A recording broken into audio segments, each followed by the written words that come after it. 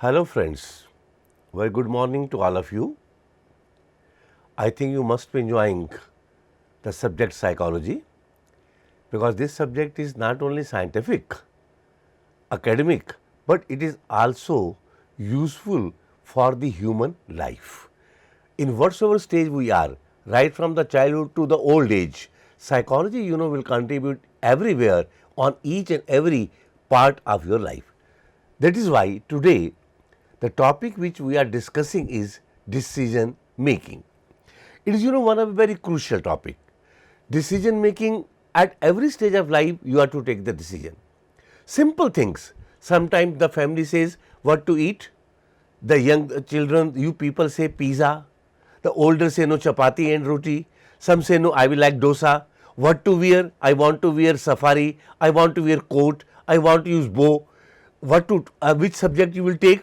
Science, arts, commerce, what not. Where we talk about the counseling, that is a decision making. Which subject, which area you should go for your career.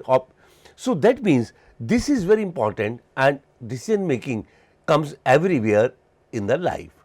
That is why we are talking today this topic. One of the main reason is in your course also.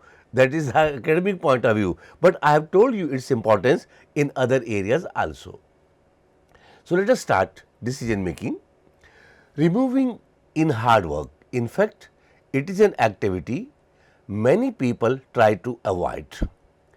In some respects, though, reasoning is less difficult than another cognitive task you perform many times a day.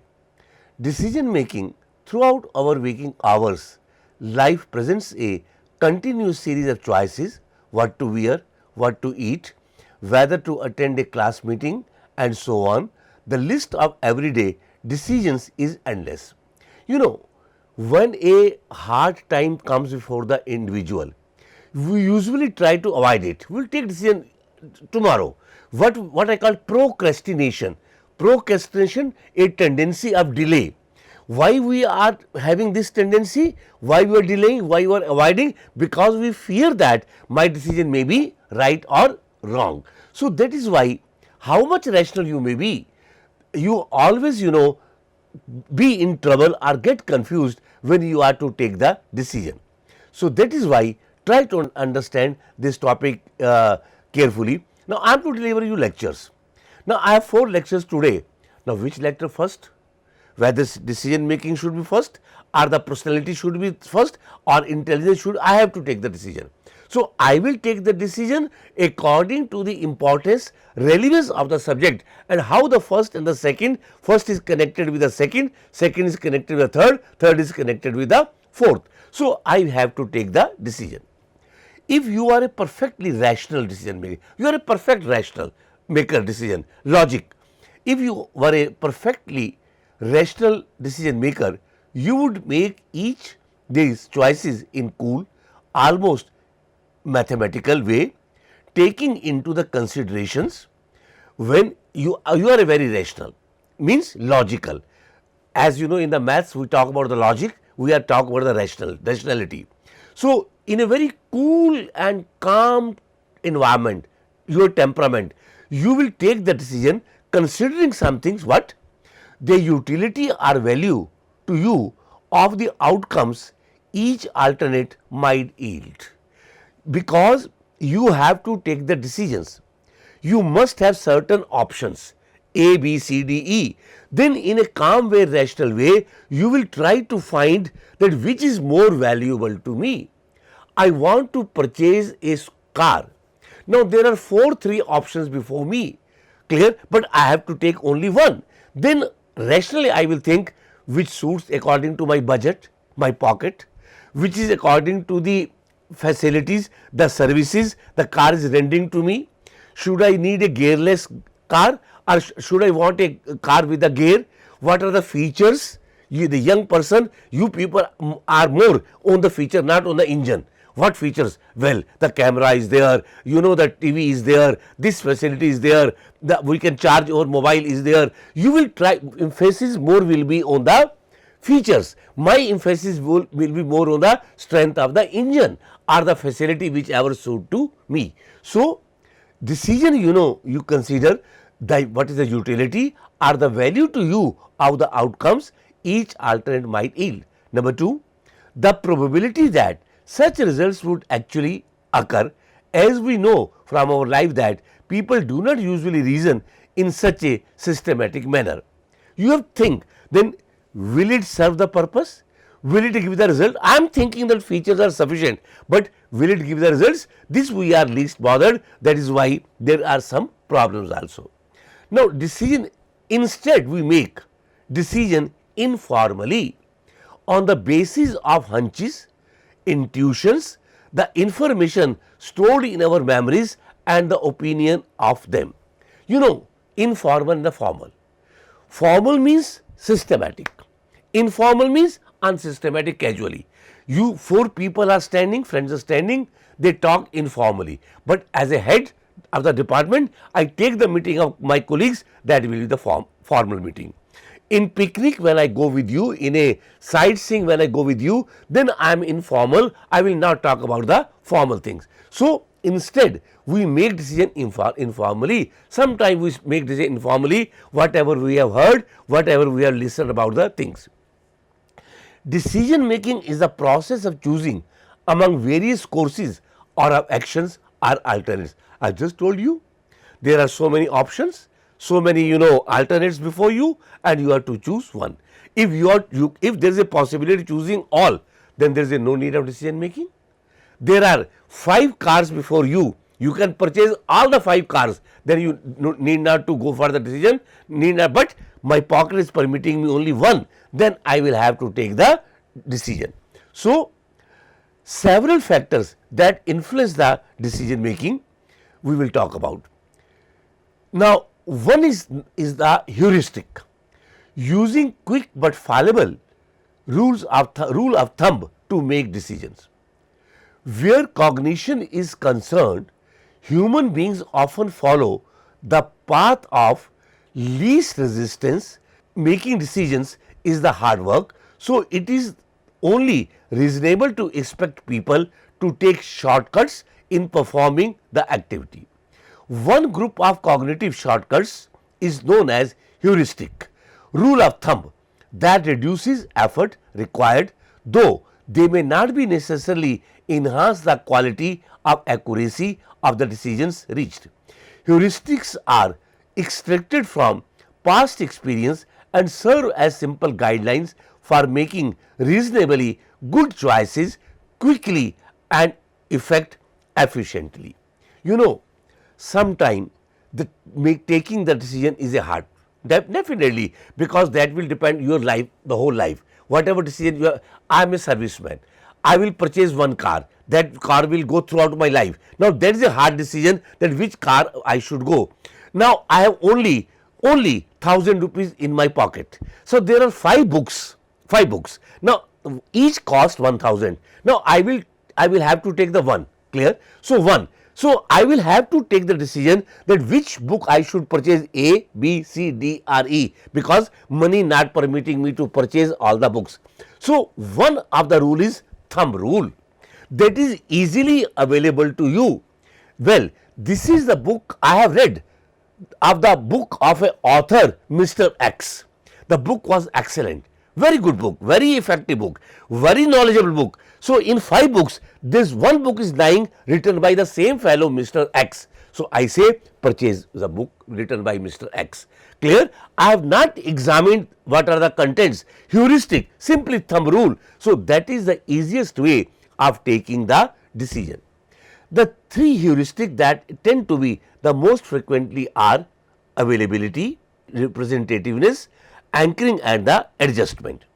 Now, we have talked about heuristic, availability heuristic. It is a tendency make judgments about the frequency or likelihood of events in terms of how readily examples them can only brought to mind. This shortcut tends to be fairly well, because the more readily we can bring events to mind, more frequent generally are, but it can lead us into the errors as well. Whatever the heuristic is available with you, Now, with me, heuristic available is that the book written by Mr. X is good. On which basis? My past experiences. So, on the basis of my past experience, I again purchase a new title book written by Mr. X. But I may commit error. The second book written by Mr. X may not be as good as the first which I have read. That is why I am saying this shortcut tends to fairly well. Shortcut is good. I need not to read all the 5 books, need not to know the content of all the 5 books.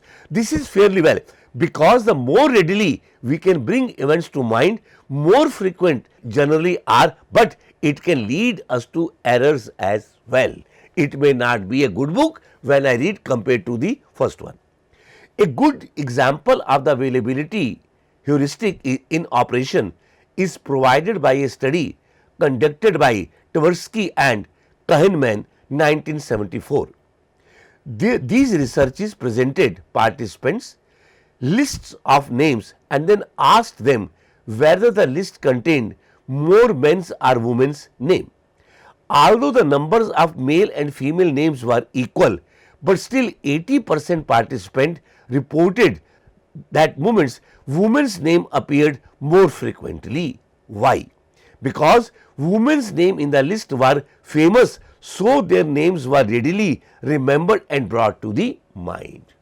So what they did, they presented before the subjects 80 names, 40 male, 40 female, randomly mixed.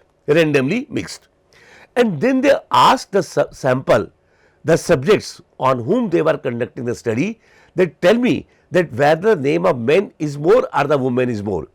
The respondents told that they gave the response, they took the decision that the names of female are more in comparison to the male. The fact is number was equal.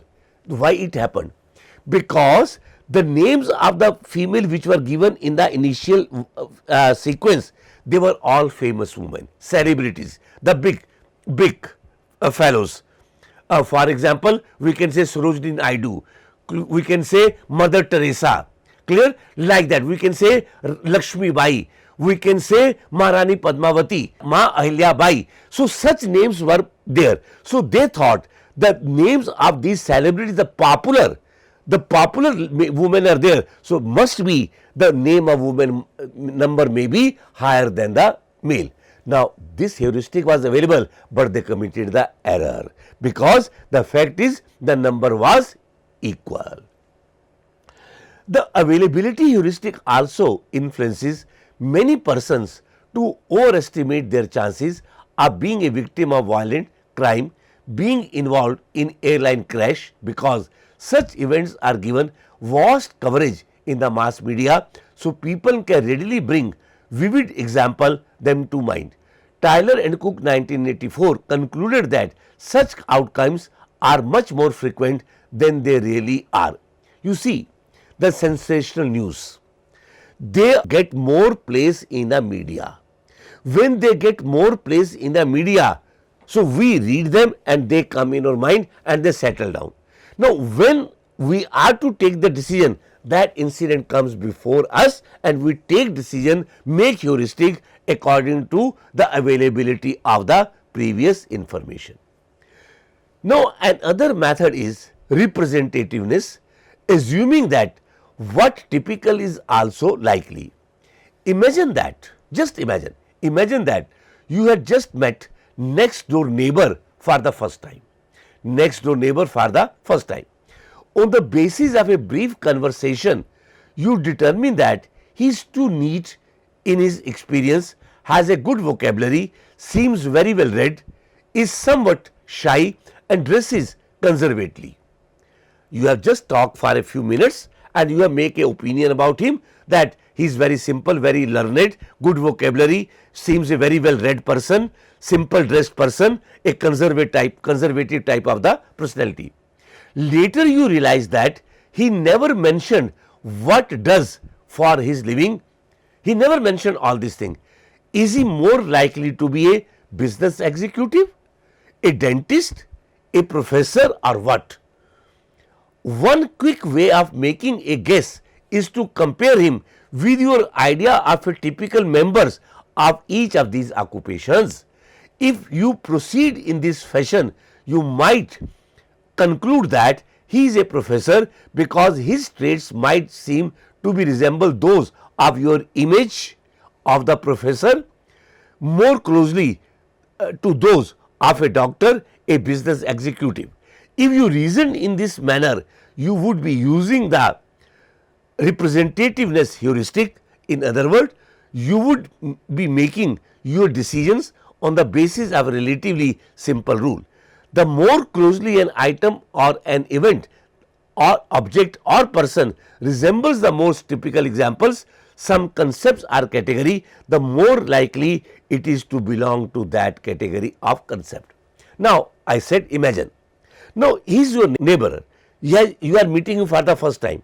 So, you have said very learned, very good vocabulary, simple dressed, conservative type of person, not that much extrovert talkative. Now, I ask you whether your neighbor is a dentist, whether he is a liar, whether he is a doctor or professor. Now, you have just met for the first time and you are to tell me, taking the decision, that your neighbor is of which profession. Now, you have observed that your professor teaching to you is a learned, good vocabulary, comes simply dressed. A teacher in the class will never come in the jeans.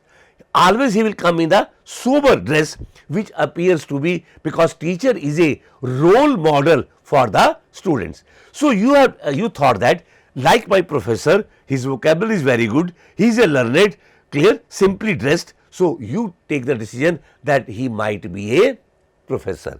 Now, this decision came on what basis? The information which was available with you. So, this is what availability of heuristic, whatever is available to us. You have taken a car X. Now, you want to change the car. Your X car has been stolen. Now, you want to purchase a new car. So, you see all the car, but you say no, this car which I was previously having was better. Now, it was better. Now, this decision you are taking on the which basis? Availability. Clear? So, that is the representativeness of the features to you and you take the decision.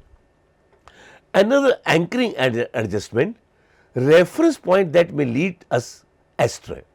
Suppose for the first time you went alone for a shopping in the market.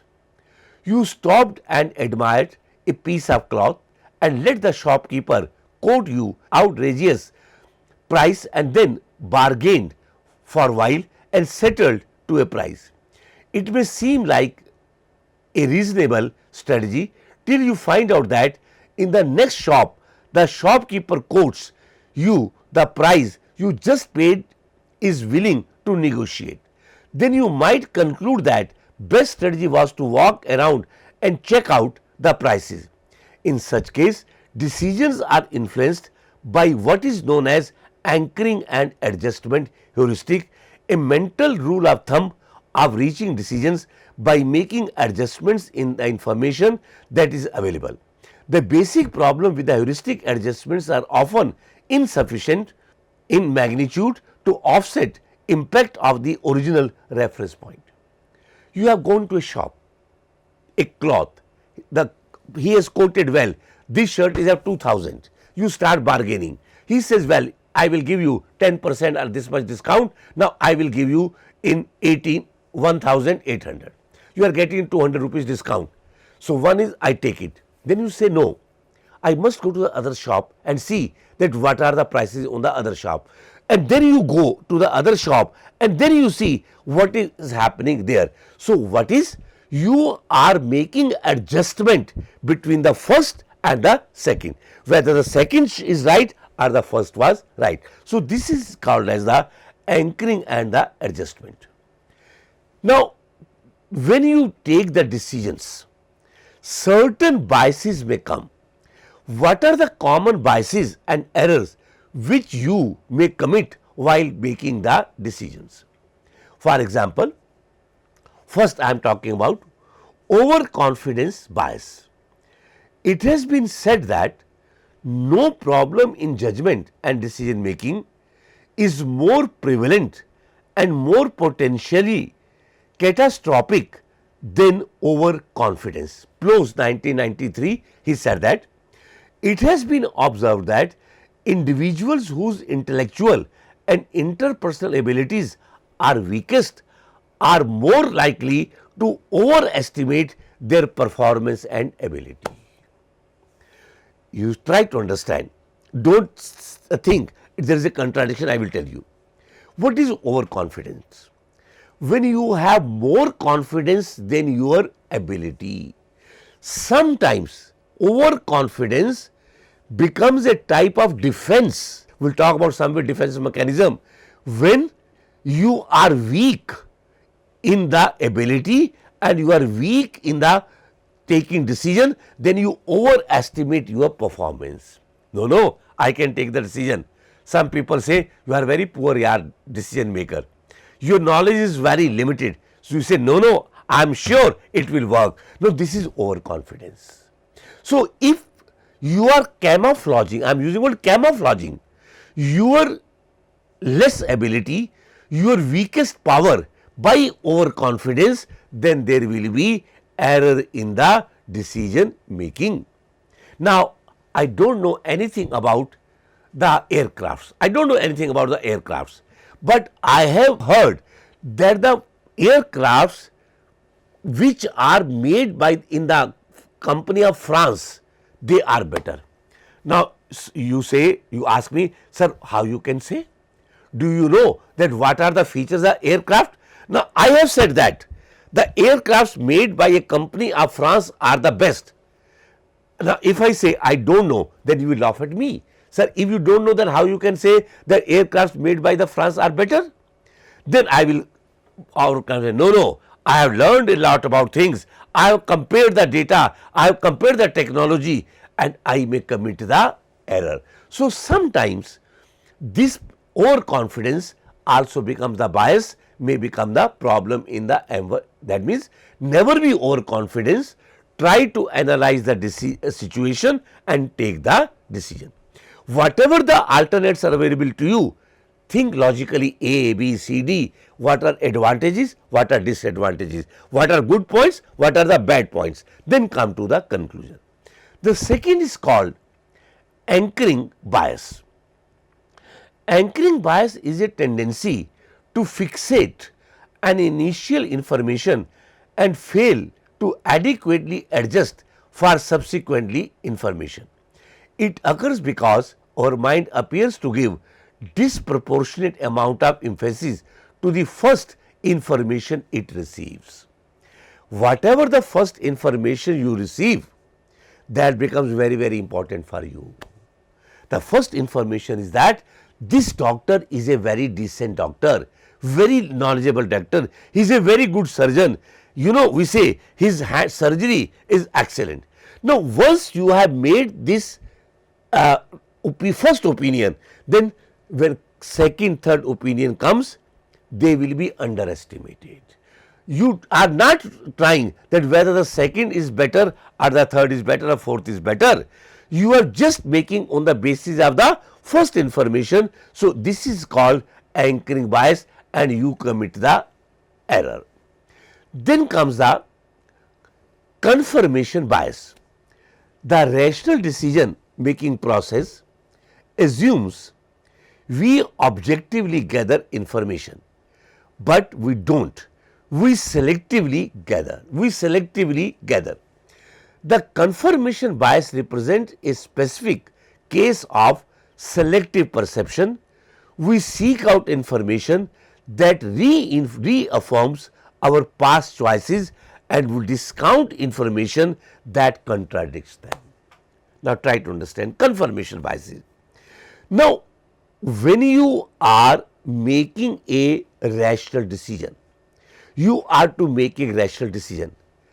What the best way is that collect information objectively. Objectively means collect information without biases.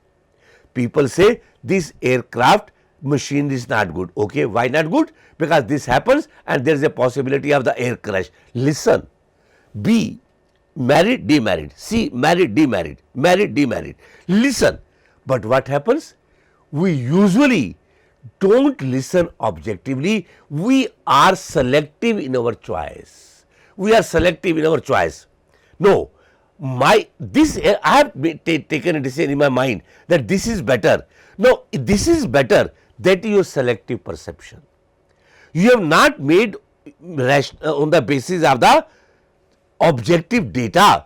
Simply you have made a selective perception, this is good, this is bad, this is good, this is bad. Now on the basis of that, if you are taking decision, you will always make the error, because the new information will contradict your selective perception. Mr. Y, who is a astronaut, comes to me, who is a pilot comes to me, he says, sir, no, this B is not good.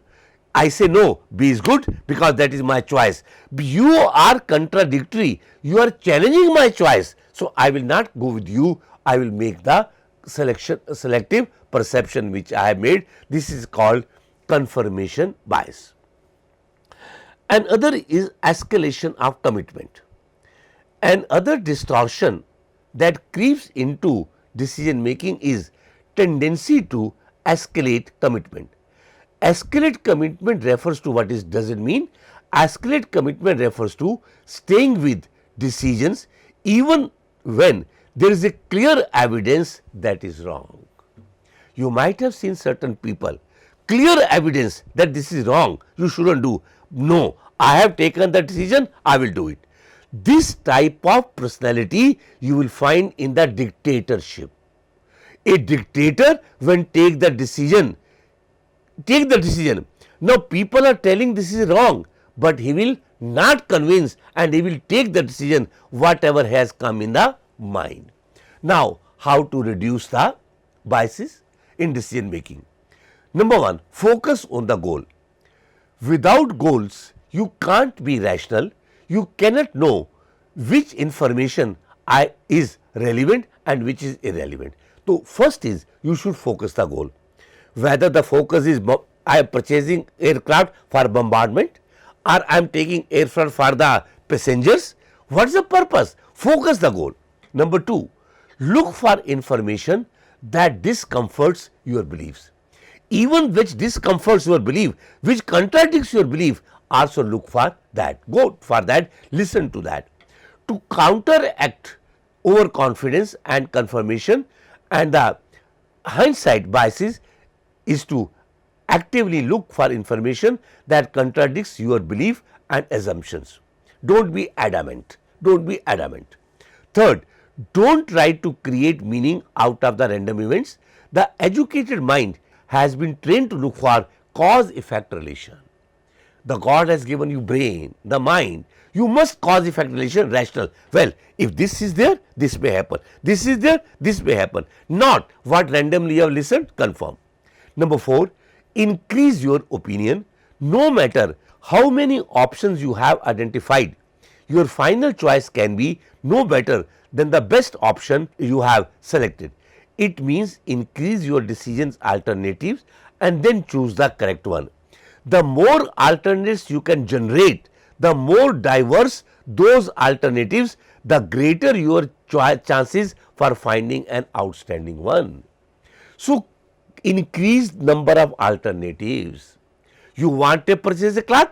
Don't see one or two, see 10, 20 type of the clothes, and then if 20 are available with me, then I will think which is better, because when the choices are more, then I will have more options to get a decision. So increase your options. So this way, focus on the goal, look for information that discomforts. Don't try to create meaning just which you have heard randomly. Some people say Mr. Malik, Professor Malik is not a good person. Don't take the decision that Professor Malik is not a good person. You have listened, you go through, listen me, you come to into my contact, and then you will come to know reach decision whether I am a good or the bad. Means don't go by rumors and increase your option, that will give you the best alternative. So if you keep these things in mind, the chances of the biases will reduce and decision making will be proper. So this is all about decision making. Thank you very much.